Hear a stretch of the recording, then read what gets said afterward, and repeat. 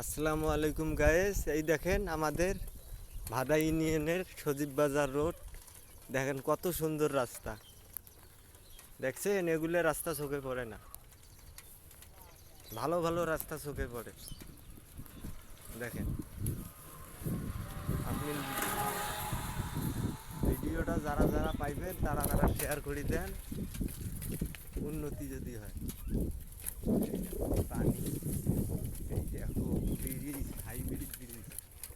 এই দেখো পানি আর পানি, ময়দান করি ফাঁকা করি।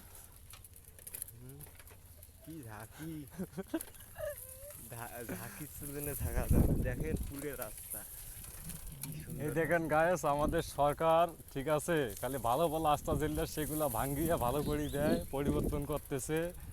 আর আমাদের যে আদিতমারি ভাদাই সজীব বাজারের রোডের অবস্থা দেখেন, এগুলো রাস্তা তাদের চোখে পড়ে না। ঠিক আছে, এই দেখেন, মানে আপনারাই বলেন যে এগুলা কি করা যাবে।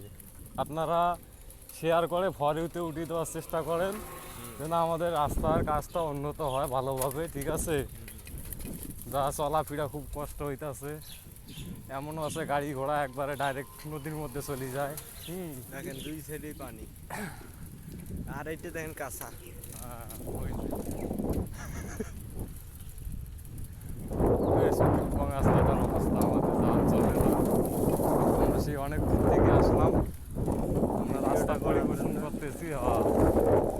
সে আমরা 8-10 কিলো রাস্তা এসেছি, দেখতেছি খালি এইরকম অবস্থা ভাঙ্গা।